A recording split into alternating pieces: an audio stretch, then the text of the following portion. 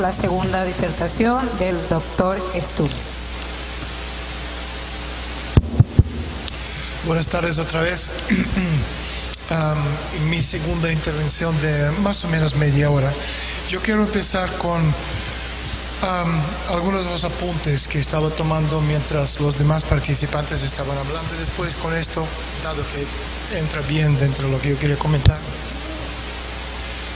ser agente de inteligencia es tener buenos reflejos. Comentamos al principio, me parece, Arcadio lo comentó, el tema de conversar, que Nicolás Maduro está dispuesto a sentarse y a conversar con Trump. Lo que pasa es que para poder conversar con quien sea, tú tienes que tener que proponerles algo. ¿Qué es lo que está proponiendo Venezuela a Estados Unidos? Convivencia y paz. ¿Qué quiere decir esto? ¿Que prometéis no invadir a Estados Unidos? ¿Qué significa eso? Entonces, en ese sentido, vuelvo a repetir, para poder sentarse hay que tener muy, muy claro quiénes sois, cuál es el camino que tenéis, el rumbo, ¿no?, de tomar en el futuro, cuál es vuestro modelo civilizatorio de país y de región, y con esto sentarse y proponer. Porque por encima de todo, a Estados Unidos lo que ellos necesitan, Estados Unidos, hablo de Trump, no Estados Unidos liberal financista, lo que necesitan ellos es tener una retaguardia segura. Cualquier militar entiende que la retaguardia es algo que tú nunca puedes entregar a tu enemigo. Duque y Donald Trump no son miembros del mismo equipo. Trump odia a Duque, porque Duque es el producto del Fondo Monetario Internacional. Fondo Monetario Internacional, Banco Mundial, Reserva Federal Americano, Banco Central Europeo, G7, OTAN, Davos, cualquier organización que estáis viendo, porque muchas veces la gente dice, este Trump es un loco, se pelea con Canadá, se pelea con Inglaterra, se pelea con Francia, se pelea con OTAN, se sienta con el director general de OTAN y le insulta en los primeros 5 minutos antes que le traen el café. Habéis seguramente visto la foto, ¿no?, infame o famosa de Donald Trump en la reunión de G7, sentado con los brazos cruzados a los demás líderes, mirándole con el odio profundo, y también la incapacidad de hacer nada, porque Estados Unidos sigue siendo Estados Unidos. Entonces, en este sentido, tenemos que otra vez, vuelvo a lo que yo comenté en la primera parte, entender que Trump es el enemigo de toda esa gente. No son el mismo equipo. Trump llegó a la presidencia con 2 objetivos muy bien marcados. Uno, desmontaje del modelo Bretton Woods, que es el modelo de sus enemigos, el modelo basado en la expansión infinita planetaria. Y como planeta Tierra es un espacio limitado, tú no puedes seguir expandiéndose. Y en ese sentido, Trump vuelve a repetir, uno de sus objetivos de desmontaje de Bretton Woods, y otro objetivo es desmontaje del modelo petrodólar, porque petrodólar es, otra vez, es el elemento de sus enemigos, los liberales banqueros financistas. Y lo que estamos viendo en el mundo, que el gobierno americano, lo comentó Putin, lo comentaron muchos líderes políticos, que está usando, lo comentó Xi Jinping, está usando el dólar como arma de destrucción masiva. Pero también tienes que daros cuenta que Trump de inconsciente no tiene absolutamente nada. Es un tipo absolutamente cuerdo. Ha ganado a 17 candidatos del Partido Republicano, promovidos todos por el Estado profundo. Ha ganado a Hillary Clinton y está desmantelando el viejo sistema liberal financista. Absolutamente solo. Y lo está haciendo, gracias a Dios, bastante bien. Y no estoy hablando o alabando a Trump, sino diciendo que sin este tipo mi país, Rusia, estaría ya desmantelado en pequeños trocitos y pedacitos, porque desafortunadamente no somos la potencia planetaria, la Unión Soviética. Vuelvo a repetir, lo que estamos viendo, desmontaje de Bretton Woods, de petrodólar, es trabajo de Donald Trump. ¿Qué viene después? Es una buena pregunta. La necesidad de crear un modelo alternativo es lo que vamos a ver a partir de finales del primer año del segundo mandato de Donald Trump. Es decir, Trump va a ganar, sí va a ganar. Y después, estas grandes potencias, imperios mundiales, van a sentarse en una mesa redonda planetaria y definir y decidir cómo va a ser este modelo alternativo. ¿Quién va a sentarse en esta mesa redonda? Rusia, yo no lo sé en este momento, porque para sentarse en una mesa del poder planetario, no estoy hablando de países, sino proyectos globales. Es absolutamente vital presentar una conceptualización del mundo. Un proyecto global planetario, para poder sentarse en esta mesa, se define por tres cosas. Uno, la visión del futuro conceptual, el poderío económico planetario y el poderío de inteligencia planetario. En este sentido, por ejemplo, Alemania no puede sentarse en esta mesa porque Alemania, por mucha economía que podría tener, es un país invadido por Estados Unidos, exactamente como Japón. Entonces, en esta mesa Rusia va a sentarse, depende si somos capaces de diseñar y presentar un modelo conceptual. China sí, porque los chinos tienen una visión conceptual para ellos. India, por siendo un país de 1,5 mil millones también. Entonces la pregunta es, Estados Unidos va a sentarse, aquí tengo el nombre, Daniel Stulin, pero imaginemos que ahí viene el nombre de Estados Unidos. ¿Quién se sienta en esta silla? Parece decir el que controla el país, ¿verdad? Entonces la pregunta siguiente es, ¿quién controla Estados Unidos? Trump presidente no lo controla, porque están haciendo un intento absolutamente flagrante a través de un golpe de Estado llamado impeachment de quitarle del medio. Y esto no es una cosa de republicanos o demócratas, sino del Estado profundo, que es modelo liberal financista planetario. Porque el objetivo de quitarle el medio a Trump es hacerse con el control de la maquinita que imprime dinero, que se llama centro de emisión. Aunque esa gente no entienden porque no tienen el lenguaje. Para entender el lenguaje no hablo de inglés, español, ruso, alemán o chino. El lenguaje económico para entender que da igual si mañana Trump se va a la luna, a su casa ahí, y viene una Clinton o un quien sea, el dinero ya no se reproduce, el capital. Entonces este modelo está muerto igual. Entonces la necesidad intrínseca al final del primer año, mediados del segundo año de su segundo mandato, sentarse y discutir nuevo modelo económico planetario post-Bretton Woods. Queremos llamarlo Bretton Woods 2, queremos llamarlo Yalta 2, o el título que queremos poner, es irrelevante. Lo que viene es otro modelo, lo que viene es la regionalización de las economías. En este sentido no estamos hablando de un país o una región. De esto voy a hablar un poquito más tarde.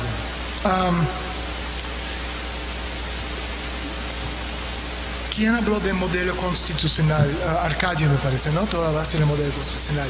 Yo apunté que esto está bien si estamos hablando de un país. Si estamos hablando del mundo post-Estado-Nación, si estamos hablando del mundo post-Westfalia, donde ya no habrá países, sino regiones económicas, estamos viendo esta quiebra de este modelo. Entonces, ¿cómo se define el concepto de la Constitución? Es una pregunta abierta. Yo no lo sé, yo no soy constitucionalista. Y por eso poder contar con el apoyo y el respaldo del Tribunal Supremo de Justicia es un punto absolutamente vital a favor de lo que estamos haciendo, buscando este modelo civilizatorio futuro para Venezuela. Porque ¿cómo lo vamos a definir si la Constitución es de un país? Y si dentro de poco ya no habrá esto como concepto, sino un concepto absolutamente distinto. Lo que estamos viviendo ahora, como ejemplo, hemos vivido solo 2 veces en los últimos 2000 años. La primera entre los siglos 4 y 6, cuando murió el viejo orden y nació el feudalismo, y en este sentido todo este viejo orden murió y desapareció. Y la segunda vez entre los siglos XVI y XVII, el paso del feudalismo al modelo capitalista, pero como era modelo vertical, entonces el concepto y las figuras sobrevivieron, pero murió el modelo. Entonces estamos ahora mismo en este modelo de post-Estado-Nación, que viene con todas las necesidades de redefinir todos los conceptos, debido al auge de inteligencia artificial, de transhumanismo, de posthumanismo, de esta mezcla que vamos a ser nosotros dentro de no mucho tiempo. El hombre máquina, el hombre que no es un ser humano con nuestra chispa divina de la razón, sino otra cosa. El proyecto que se llama Singularity o Convergencia. Y este es un proyecto de los Illuminati americanos. Nano Bio Infocogno, NBIC. Nano Bio Infocogno. El sexto y séptimo desarrollo tecnológico. Entonces, dentro de este mundo muy, muy nuevo, que está empujando contra los vaivanes tradicionales de la historia, tendremos que redefinir el mundo de lo que es el ser humano. Yo comenté al principio de mi primera intervención de una salida de la crisis que estamos viviendo es una guerra termonuclear. Esto lo quiere la familia real británica. Eliminar 4, 5, 6 mil millones de personas, reorganizar el mundo a nivel mucho más pequeño. Sé que suena absolutamente incomprensible, pero la guerra, no regional pequeña, sino grande, desgrava deudas y responsabilidades. Si tú tienes una deuda de 4 cuadrillones, son 15 ceros, y esta deuda nos va a llevar a una quiebra sistémica planetaria, lo que se nos viene encima después es una crisis civilizatoria que no hemos visto jamás y no sabemos cómo solucionarlo. Vuelvo a repetir, mi especialidad es inteligencia conceptual. Creo modelos que definen el futuro. Definir el modelo no basado en información visible en los medios de comunicación, que no me interesa, sino lo invisible. Entonces yo os pregunto, ¿por qué los billonarios americanos en masa están construyendo búnkers de $100 millones? ¿Habéis visto esto o no? Si no lo habéis visto, lo podéis comprobarlo en Google. $100 millones los costes de los búnkers subterráneos.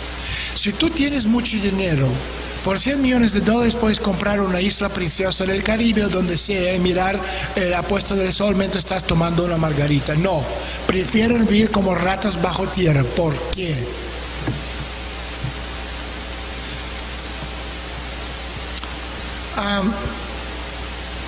Venezuela.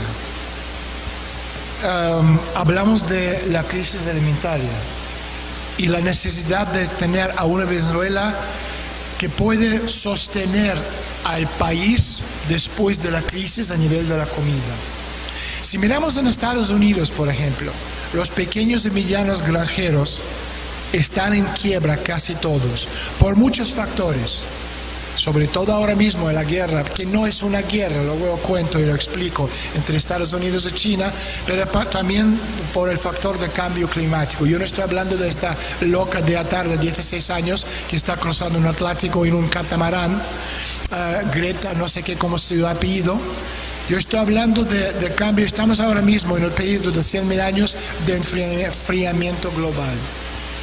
Y esta semana, que es la semana de Thanksgiving en Estados Unidos, estamos viendo las nevadas de 10-15 centímetros y temperaturas de 15-20 bajo cero. No ha visto en los últimos 200 años. Esto quiere decir que por un lado tenemos los fenómenos naturales y la quiebra sistémica de los granjeros como consecuencia de todo lo que estamos viendo, y por otro lado, controlar la alimentación es la forma que la élite tiene que controlar al ser humano. Nosotros podemos acostumbrarnos a frío, a calor, a lo que sea, a falta de aire, pero uno no puede nunca acostumbrarse a tener hambre. Yo necesito comer todos los días, por fuerza, quiero o no. Entonces, cuando estamos hablando de Venezuela, la conferencia que hicimos hace 2 meses en la alcaldía de Vladimir Labrador, en Santa Bárbara, Zulia es una tierra que tiene 300.000 hectáreas sembrables ya de tierra. Estos 300.000 hectáreas dan de comer a 30 millones de venezolanos. Obviamente hace falta seguridad tanto a nivel de Fuerzas Armadas como una visión ideológica del gobierno. Vamos a decir la verdad, el gobierno en este momento está improvisando todos los días. Tú no puedes enfrentarte a una crisis civilizatoria que estamos viviendo sin tener una hoja de ruta. ¿Me explico o no? Es absolutamente vital. Y vuelvo a repetir, no hay tiempo. Esto viene ya. Y hay que tener tanto las leyes como seguridad ya montado, preparado y estructurada para poder, cuando llegue la crisis dentro de un año y medio, como muy tarde, estamos ya en marcha. Y aquí no es solo cuestión de tener comida o sembrar la tierra. Si miramos Venezuela como país desde arriba, no tenéis ninguna infraestructura. No existe. Si no llegamos aquí en el avión privado, ¿cómo llegamos a Maracaibo de Caracas? Andando, en bicicleta, en Vespa, en coche. ¿Cómo llegamos de punto A a punto B? Hace falta infraestructura. La infraestructura cuesta dinero. Cuando estamos hablando de grandes proyectos, estamos hablando de un nuevo modelo económico. Tenemos el ejemplo de la Unión Soviética, donde en los años 20 del siglo pasado, después de la Revolución Soviética en 1917, los que heredaron el país donde 80% de la gente vivían en una situación agraria, con 90% de analfabetismo. En una generación, en 20 años, de 1917 hasta la guerra 1941, esto se convirtió en 100% gente alfabeta. Entonces, ¿cómo la Unión Soviética en el periodo de post-Primera Guerra Mundial, post-revolución, con las potencias occidentales deseando de repartirlo y destruirlo, bloqueado e embargado, desde 1917 hasta ahora, esto no ha cambiado, no sois los únicos, ha podido en una generación y medio, 2 generaciones, con una guerra por medio que mató a 26 millones de mis conciudadanos, es decir, casi una Venezuela entera, desapareció. En los años 50 era la segunda potencia económica y tecnológica mundial, primera en el espacio con el proyecto atómico en marcha. Porque nosotros, sobre todo Stalin,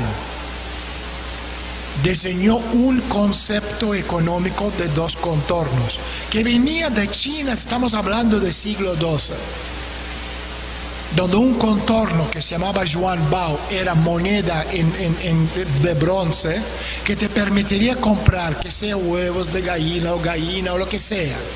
Y otro contorno era dinero en papel, que básicamente era un documento con la firma en rojo del emperador, que no era como concepto occidental la monetización del tiempo, lo que inventó Isaac Newton, sino el concepto de la energía de grandes sueños de la nación, que movía grandes proyectos, que sea, carreteras, que sea, presas, etcétera, etcétera. En la época soviética, el proyecto atómico o proyecto espacial. Entonces, en este sentido, este concepto del mundo post-crisis, post-Bretton Woods, post-modelo actual, nosotros no podemos llevarlo a cabo en Rusia, porque Rusia hoy en día está en las manos y las garras de liberales banqueros financistas. La directora del Banco Central ruso trabaja directamente para el Fondo Monetario Internacional. El modelo económico ruso no se escribe en el Kremlin, se escribe en las oficinas del Fondo Monetario. Tú no puedes invertir en Rusia en rublos, te estás obligado a invertir en dólares. ¿Qué clase de país independiente soberano somos? Vuelvo a repetir, no somos la Unión Soviética.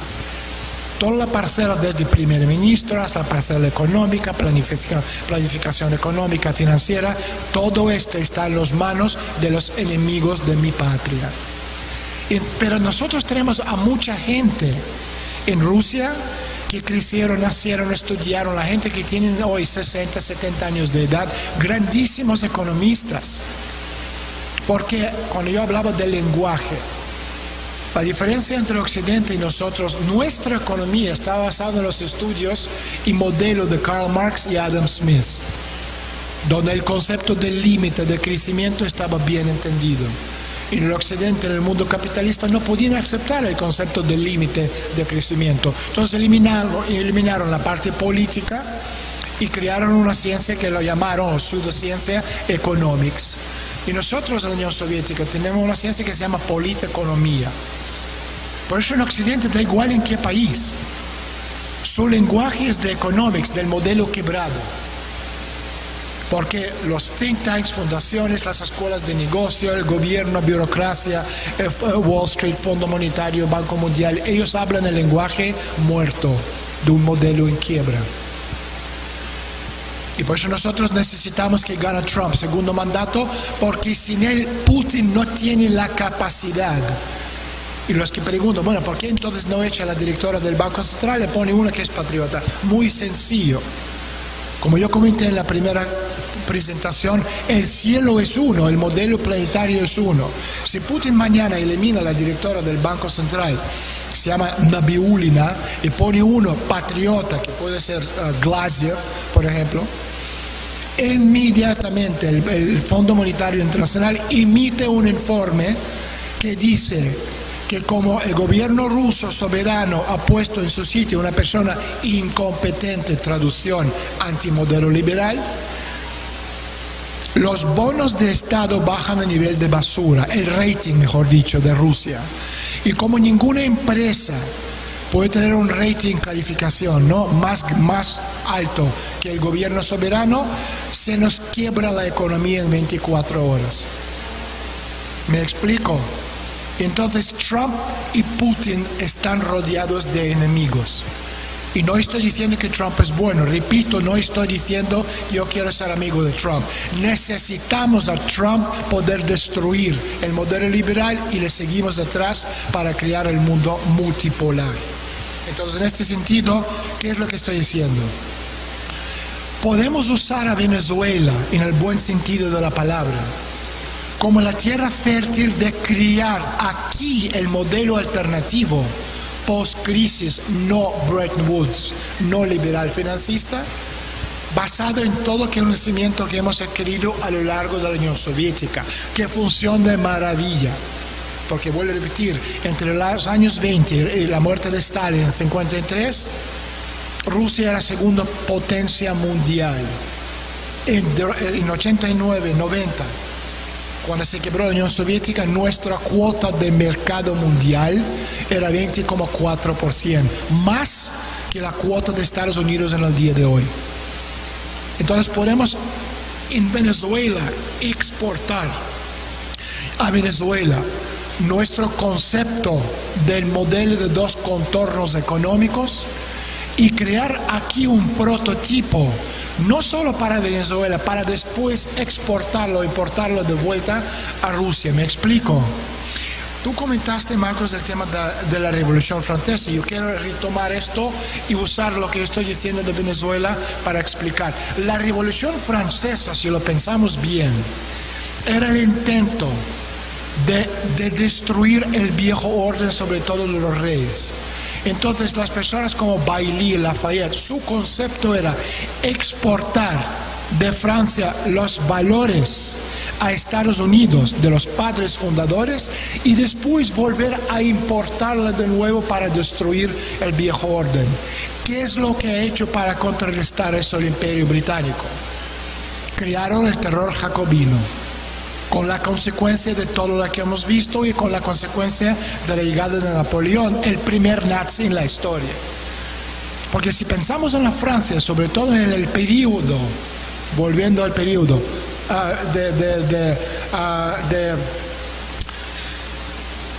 de Luis VII, ¿ok? Estamos hablando de periodo post tratado de Florencia. Estamos hablando de Francia que se erigió y se levantó como gran potencia y que tenía su enemigo principal en Inglaterra. Era la primera potencia en el mundo, tanto a nivel de población que se dobló y estamos hablando de una generación, se dobló la población de Francia. Con la consecuencia del Imperio Británico, la necesidad de destruirlo.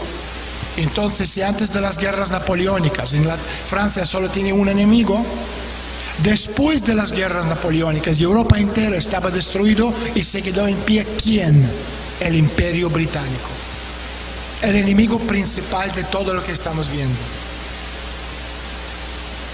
En América Latina, el enemigo principal de Venezuela y de los demás países no es Estados Unidos, es el Imperio Británico.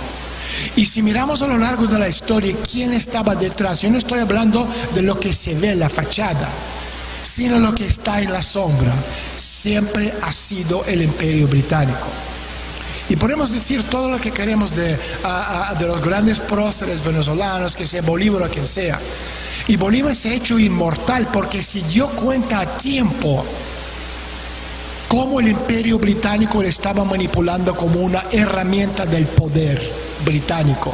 Y se rebeló. Y esto es lo que le ha hecho inmortal, porque lo vio a tiempo. Pero todo lo que estamos viendo en América Latina es el Imperio Británico que lleva manejando esto durante los últimos 200 años.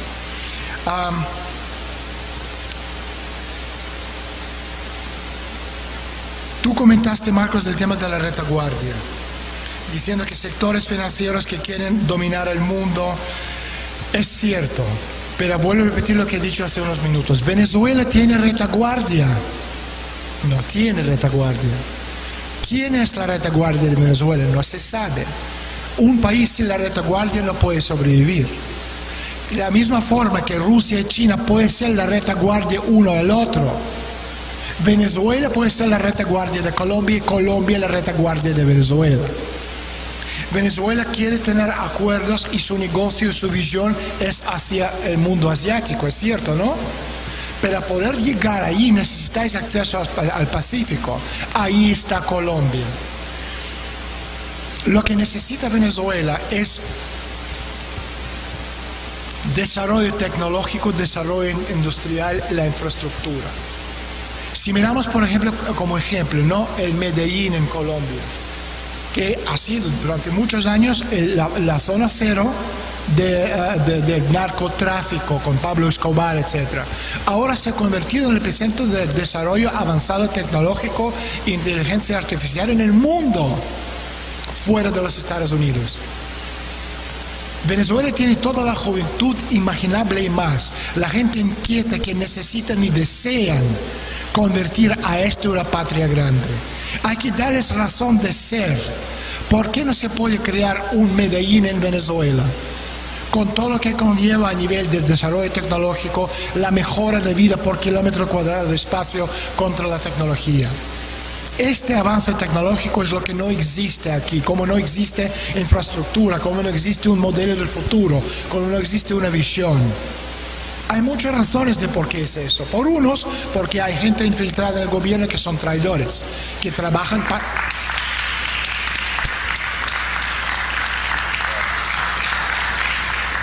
Creo que es absolutamente obvio, cualquiera con dos dedos de frente. Muchas de las cosas que estamos comentando no le llegan nunca a Nicolás Maduro. Si en el caso, por ejemplo, del presidente ruso, Putin ve el mundo por la ventana de Kremlin, porque está rodeado también de traidores. Entonces su mundo es lo que él ve por la ventana.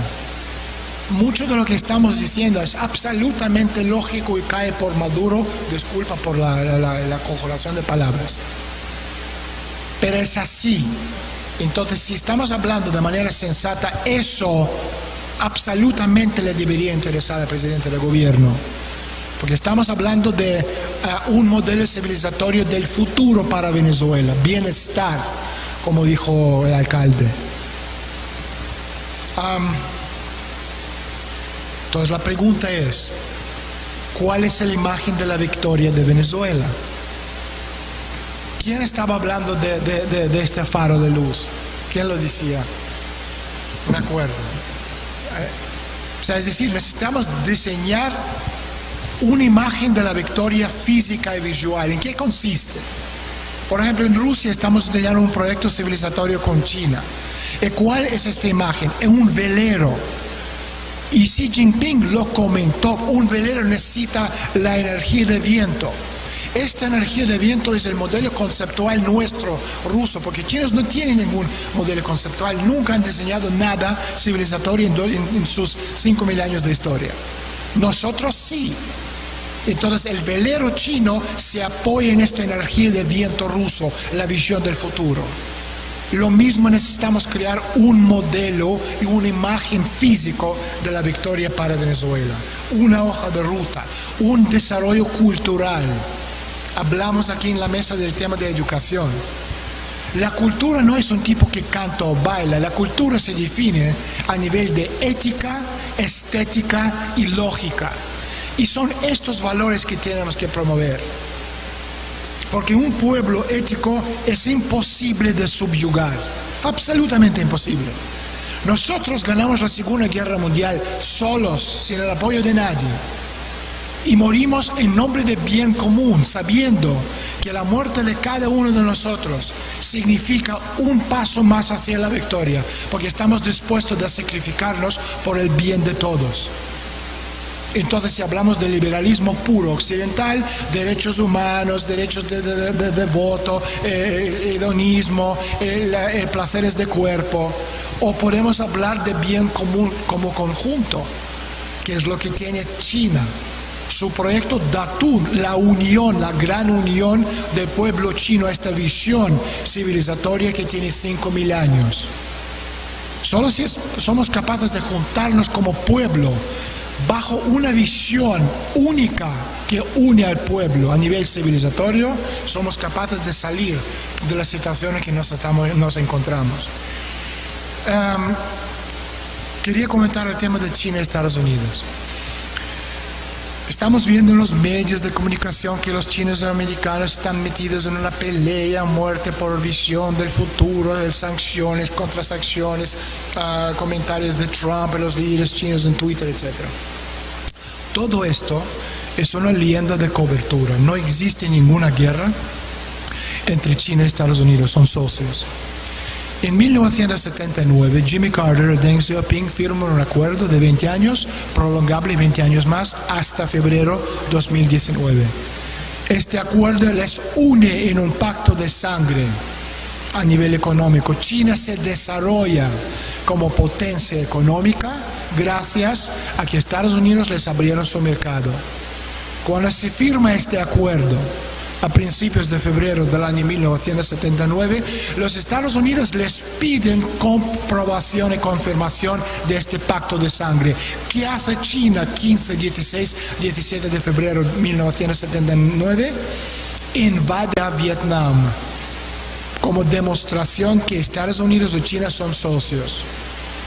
Lo que estáis viendo ahora mismo es leyenda de cobertura. China y Estados Unidos repartiendo el mundo en dos contornos. Un contorno Estados Unidos, la parte occidental con dólar como moneda, y otro contorno para China, toda la parte del sudeste asiático con yuan como moneda.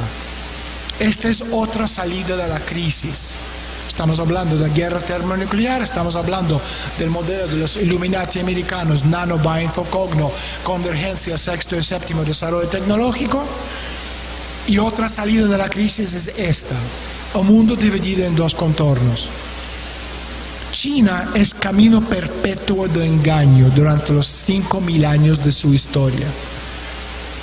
Y lo que estamos viendo ahora mismo con el tema de Hong Kong es el tema del reparto de las drogas. Nada más ni nada menos. Hong Kong siempre ha sido el epicentro de la droga, desde las guerras de opio en el siglo XIX. ¿Quién controla qué porcentaje? Porque la droga es el lubricante de la economía mundial, que mueve al año 950 mil millones de dólares en dinero en efectivo. Y también Taiwán, porque la Unión China, la Gran Datun, es la unión de todos los territorios del pueblo amarillo: Macao, China, Taiwán y Hong Kong. Por eso nunca de los nunca los americanos se atreverían a defender a Hong Kong o defender a Taiwán de verdad, porque los chinos sí estarían dispuestos de irse a la guerra caliente, porque son territorios de la necesidad de China irse hacia lo que ellos llaman, a nivel de su proyecto civilizatorio celeste, Gran Datun. Entonces lo que estamos viendo ahora mismo por el tema de Taiwán, el tema de Hong Kong, sobre todo Taiwán, es el reparto. ¿Cuánto dinero China va a pagar a Estados Unidos para que Estados Unidos les venda Taiwán? El precio más o menos $5,000 billones. ¿Por qué? Porque estamos hablando de intereses, no valores. Y esto es muy importante entender. Y desafortunadamente lo mismo yo puedo decir de mi país, Rusia, hoy en día país liberal financista. Que Rusia liberal financista, no Unión Soviética comunista marxista, está más que dispuesta de intercambiar Venezuela por la zona de influencia nuestra en Asia Central. Entonces vamos a ir promoviendo esto, defendiendo esto, hasta que es suficiente maduro como proyecto para intercambiar la zona de influencia por doctrina Monroe aquí, por la otra que está mucho más cercana a nuestras fronteras, que la Asia Central. Porque lo que estamos viendo ahora mismo con la pérdida por parte del Estado profundo, de la guerra en Siria, los terroristas ahora mismo están en todas las ex repúblicas soviéticas, los stans, dispuestos a entrar. Entonces vamos a intercambiar en un punto determinado. Yo no estoy diciendo que somos traidores, no. La Unión Soviética a muerte a nivel ideológico. Pero nosotros no somos la Unión Soviética, no tenemos la ideología. Nuestra Constitución lo escribieron los americanos después de la quiebra de la Unión Soviética. No lo sabías, ¿verdad?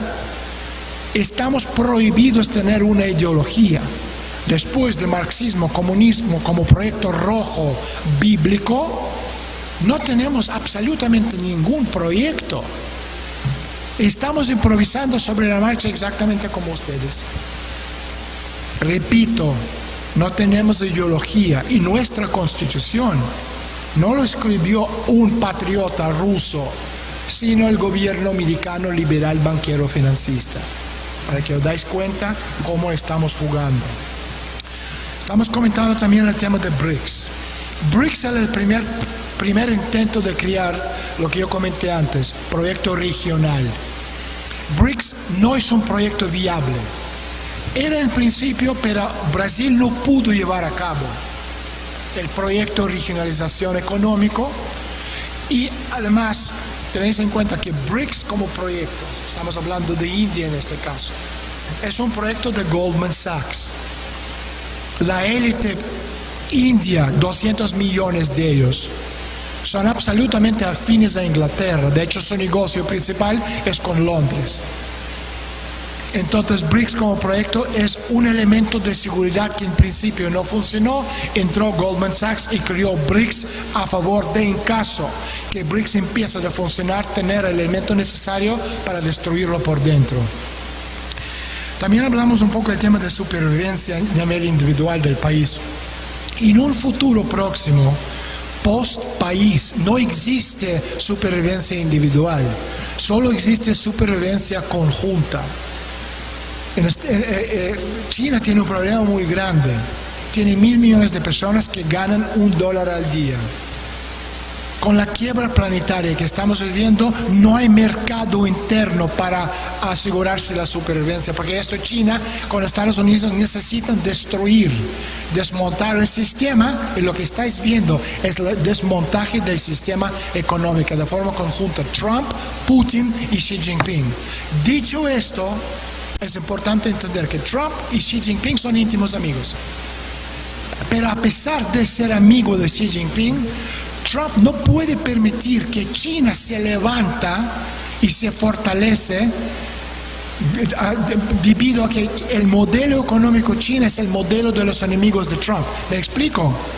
Porque China se levantó en los años 90 y en los años 80 gracias al modelo liberal financista, el modelo de los enemigos de Trump.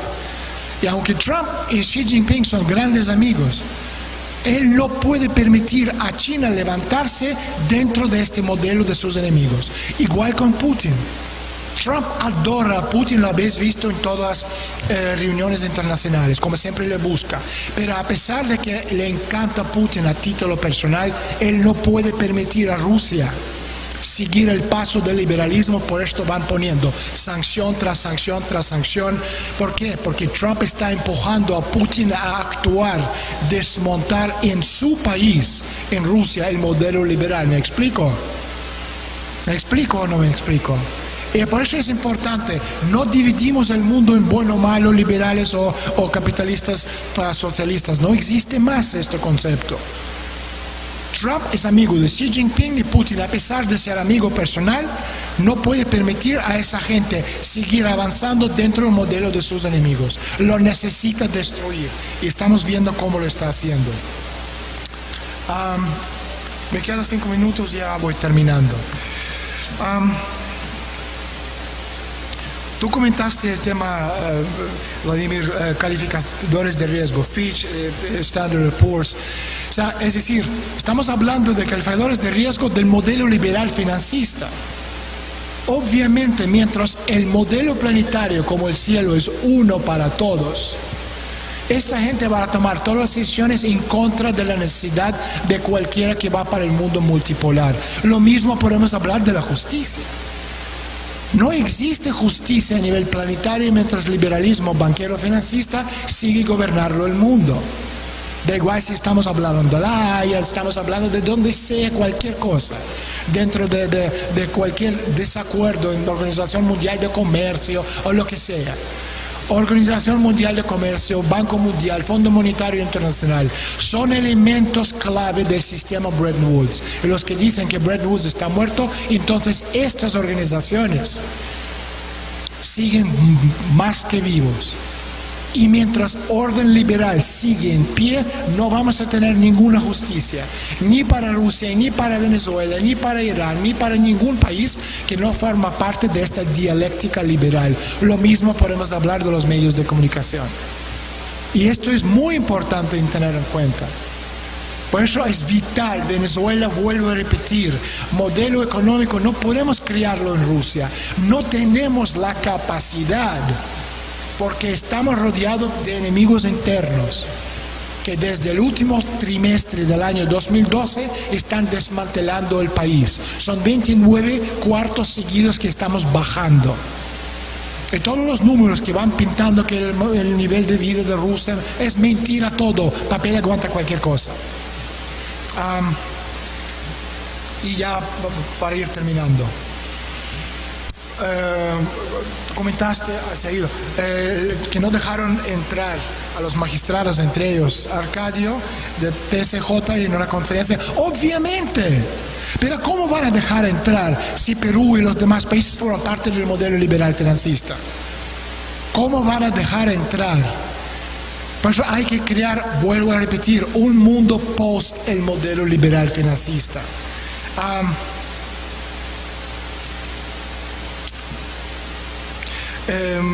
Indira, me parece, estaba comentando analizar el proyecto del Estado, Marjorie, perdón, analizar el proyecto de Estado, el modelo tenemos, etcétera. Yo no estoy de acuerdo. Yo estaría de acuerdo si estamos viviendo en el mundo de Estado-Nación. Pero ya no estamos en el mundo de Estado-Nación. Entonces, analizar el proyecto que ya existe no sirve, porque vamos a vivir en el mundo post-Estado-Nación. Entonces, en este mundo post-Estado-Nación, ¿cómo es este mundo? Os voy a dar una pincelada. ¿Por qué habéis visto, no, cómo se llama, el sueldo universal que están promoviendo muchos países en el mundo? ¿Por qué lo están haciendo? Desde la óptica conceptual. Porque estamos llegando a un punto donde la inteligencia artificial supera con creces lo que puede ser un ser humano. Entonces, dentro de muy, muy poco, no estoy hablando de 100 años, pocos años, 5 o 6 años, vamos a tener una redundancia de 7.000 millones, si somos 8, 7.000 millones de personas. ¿Qué vamos a hacer con esa gente? ¿Qué vamos a hacer en un mundo post-crisis donde ya no existe Estado-Nación, donde hay 7.000 millones de parados que no tienen nada que hacer y un modelo económico por definir?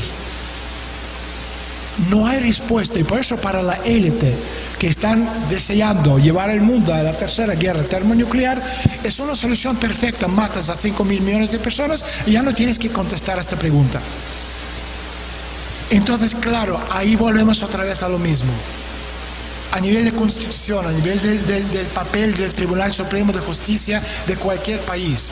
¿Está preparado un Tribunal Supremo de Justicia, hablamos de Venezuela, del mundo que viene después de la crisis, donde habrá unas grandes migraciones de personas y otra vez con la caída obviamente de seguridad alimentaria a nivel planetario, habrá muchísimos millones y decenas de millones de muertos? Estamos hablando de la plaga bubónica que mató una cuarta parte de la población europea. Esto puede ser peor porque aparte de la plaga y las enfermedades, el ser humano tiene una capacidad de guerra bacteriológica sin límite, que puede ir matando a las razas que quiera. Y en este sentido estamos viendo este mundo post-crisis donde desaparecen los estados que aparece. Por ejemplo, una de las cosas que puede aparecer es el concepto de ciudad-estado, que ya lo hemos visto en el mundo de Tratado de Florencia, 1438. Hoy en día tenemos ciudades-estado. Singapur, Mónaco, ¿cómo se llama? El Vaticano. Son ciudades-estado. Entonces una ciudad-estado de 25 o 30 millones de personas es lo que quiere la élite, porque es muy fácil de controlar una masa, un conjunto. Y ahí vienen las nuevas tecnologías 5G, que con las ondas te pueden lavar el cerebro y controlarte. Por eso están promoviendo 5G, no para que ustedes puedan bajar una película en 0,1 segundo. Es un proyecto bien desarrollado a nivel tecnológico. Y todas estas preguntas tenemos que tener capacidad de contestar. Venezuela no está preparado en este momento porque están viviendo como si fuera Venezuela un asteroide ahí volando en el espacio sin ningún acceso, ninguna relación con los demás países. Formamos parte, tanto Rusia como Venezuela, de un mundo que quiere ser multipolar y lo va a hacer por fuerza, porque el viejo orden está en quiebra. Es hasta nosotros somos los responsables de decidir si vamos a vivir en un mundo post-crisis con una capacidad bien establecida de un país basado en la ley, con una visión del futuro, porque tenemos esta proyección civilizatoria, o un mundo de caos. En cualquier forma que vamos a vivir, el mundo dentro de muy poco va a parecer una cosa absolutamente distinta a todo lo que hemos visto. Y para terminar, quiero desear a todos nosotros la mejor fortuna, en ambos sentidos de la palabra, suerte y prosperidad. Que nuestro esfuerzo y deseo se vea recompensado en una fuerte Venezuela en un futuro.